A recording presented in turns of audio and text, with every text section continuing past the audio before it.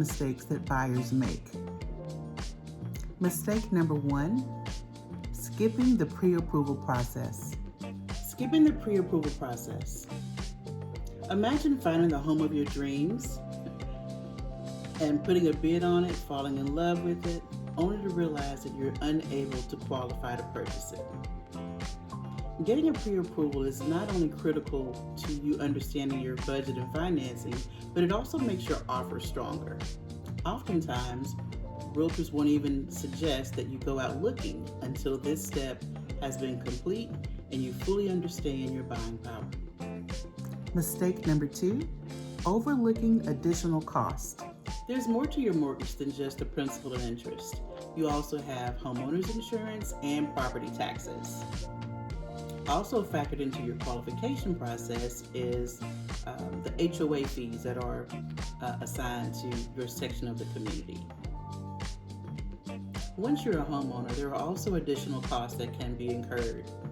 For instance, maybe the roof needs replacing in 2 to 3 years. You want to go ahead and start budgeting for that now so that when the time comes, you are prepared and not caught off guard by the price tag of such a maintenance item. Also here in Texas, we have a little bit higher property taxes than maybe some other states. And so you want to be prepared for that if you're not escrowing.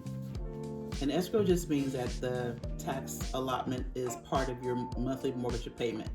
And so that when your lender pays out of your escrow account the bills every year, those fees are covered.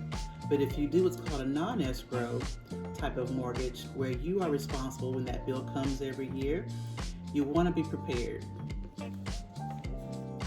Mistake number 3, not hiring an experienced realtor.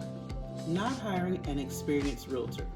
I'd say that this is probably mistake number 1, but for the sake of this video, it's mistake number 3. But I will say the most critically impactful. Hiring an experienced realtor is someone that you need in your corner, even if this is not your first time to purchase or sell a home. An experienced realtor will be able to navigate for you, help negotiate different terms, and help you to avoid certain pitfalls that are often common. A good realtor is your guide, your advocate, your negotiator, and there's someone there to help solve problems. Having a good realtor on your side is a critical step. Mistake number 4, underestimating credit readiness. There's nothing worse than getting ready to purchase a home. You go out and you're looking and you fall in love, but you've not taken the time to fully assess your credit, to make sure that things are in order. Has something popped up on your credit report that you were not aware of? Did an old collection come back? Or did a new collection come onto the picture? Don't want to wait until you get started to start the process. This is something that you'll want to do right out of the gate, and a good experienced realtor is going to suggest the same. Getting with the lender to review your credit report and your scores to make sure that everything is in order.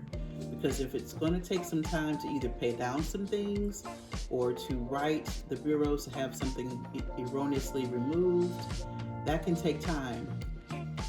And that home that you fell in love with is likely not to be available by the time your situation has been corrected. So start with this very early on in the process before falling in love with the home. This will also be the suggestion of a really good realtor. We typically start there. Mistake number 5, falling in love too fast. Buying a new home is a very exciting process, and your nerves can be on edge a little bit, but overall it's exciting. But everything that's shiny and new and glittery and glamorous, is not the perfect home for you.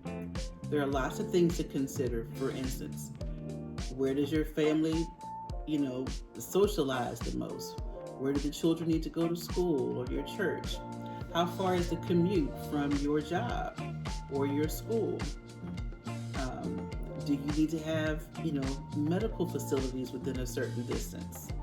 Where are the local grocery stores and amenities and the parks and playgrounds. You want to factor all these things in and prioritize that list at the same time that you're making the decision to purchase. A really good realtor is going to ask you, what are your must-haves? And then help you stay on track. Because it's very easy to walk into a home, initially love the floor plan and all that shiny and glittery. But that may not be the right location, and it may not be the right floor plan for you, not just now, but to give you room to grow.